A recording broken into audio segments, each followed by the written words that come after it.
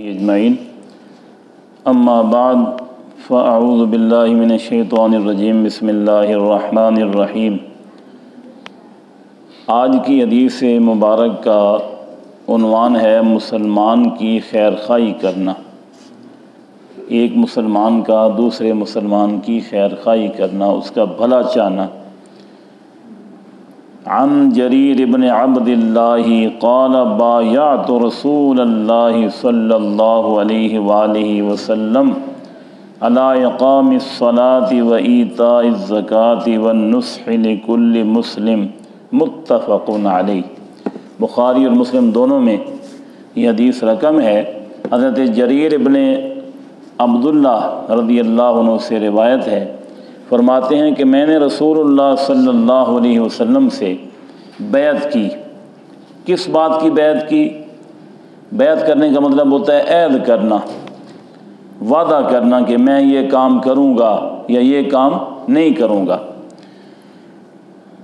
میں نے بیعت کی رسول اللہ صلی اللہ علیہ وسلم سے نماز قائم کرنے کی کہ میں نماز قائم کرتا رہوں گا، زکوٰۃ دینے کی کہ طاقت ہوئی تو میں زکوٰۃ دیتا رہوں گا، اور ہر مسلمان کی خیر خواہی کرنے کی کہ میں ہر مسلمان کی خیر خواہی کرتا رہوں گا۔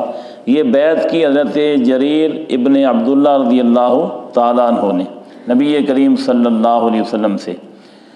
تو جیسے حضور علیہ الصلوۃ والسلام اپنے صحابہ کرام سے ایمان اور تقوی پر بیعت لیتے تھے، نیک اعمال پر بھی بیعت لیتے تھے، ایمان اور تقوی پر بھی بیعت ہوتی تھی۔ جو غیر مسلم تھے وہ ایمان پر بیعت کرتے تھے، ٹھیک، اور غیر متقی تقوی پر بیعت کرتے تھے، اسی طرح نیک اعمال پر بھی بیعت ہوتی تھی۔ تو حضرت جریر ابن عبداللہ رضی اللہ تعالیٰ عنہ نے اور دیگر صحابہ کرام نے کس حد تک اس بیعت کو نبھایا، اس کی بے شمار مثالیں ہیں کہ صحابہ کرام یقیناً نمازیں قائم کرتے تھے اور زکوٰۃ بھی ادا کرتے تھے۔ ایک بار حضرت جریر رضی اللہ تعالیٰ عنہ نے ایک شخص سے گھوڑا 300 درہم میں خریدا، جبکہ اس کی قیمت زیادہ تھی۔ ہمیں تو کوئی چیز زیادہ قیمت والی تھوڑی قیمت میں مل جائے تو ہم خوش ہوتے ہیں، جائز بھی ہے، دینے والا اپنی مرضی سے دے رہا ہے، کوئی زبردستی نہیں ہے۔ اگر دینے والا ایک زیادہ قیمت والی چیز ہمیں کم قیمت پہ دے رہا ہے تو شرعی مسئلہ تو یہی ہے کہ ہم اس کو لے سکتے ہیں۔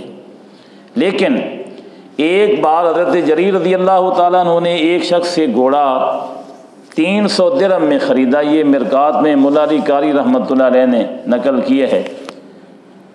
سودا طے ہو جانے پر آپ نے فرمایا کہ اے دوست، تیرا گھوڑا زیادہ قیمت کا ہے۔ یہ ہے دوسرے مسلمان کی خیر خواہی کرنا کہ تیرا گھوڑا جو ہے یہ زیادہ قیمت کا ہے، میں تجھے 400 درہم دوں گا، میں تجھے 400 درہم دوں گا، حالانکہ 300 درہم میں خریدا تھا۔ جب 400 درہم پر بات طے ہو گئی تو پھر فرمایا کہ نہیں، تیرا گھوڑا زیادہ قیمت کا ہے، میں 500 درہم دوں گا۔ اچھا، 500 درہم پر بات طے ہو گئی، حتیٰ کہ 800 درہم تک اس کی قیمت بڑھا دی اور 800 درہم پر وہ گھوڑا خرید لیا۔ گھوڑا بیچنے والا حیران ہو کر کہنے لگا، حضرت یہ کیا معاملہ ہے، معاملہ بتائیں۔ حالانکہ گھوڑے کی قیمت کتنی طے ہوئی تھی؟ 300 درہم۔ اب 300 درہم سے بڑھ کر 800 درہم تک ہو گئی، گھوڑا خرید لیا گیا۔ تو گھوڑا بیچنے والے نے حیران ہو کر پوچھا کہ حضرت یہ کیا معاملہ ہے؟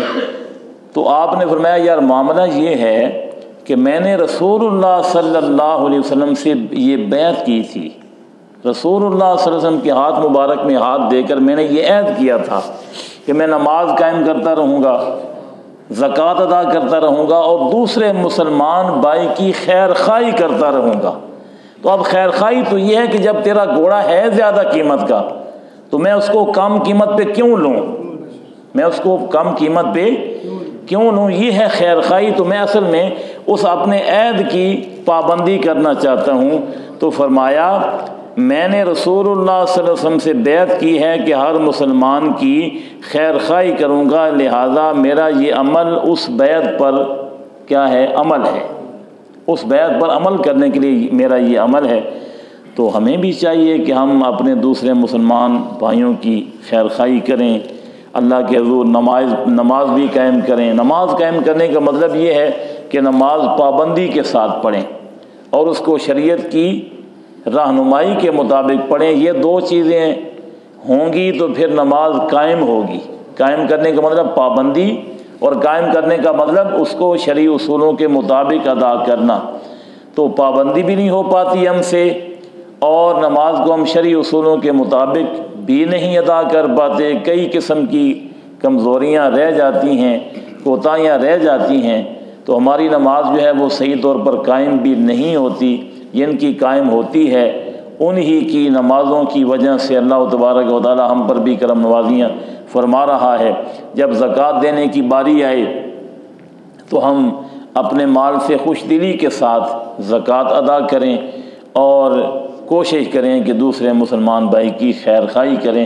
اللہ تعالی ہمیں بھی نبی کریم علیہ السلام کے ایک پیارے پیارے صحابی حضرت جریر بن عبداللہ رضی اللہ تعالیٰ عنہ کی اس سیرت پر عمل کرنے کی توفیق عطا فرمائے۔ وما علیہ الا البلاغ المبین۔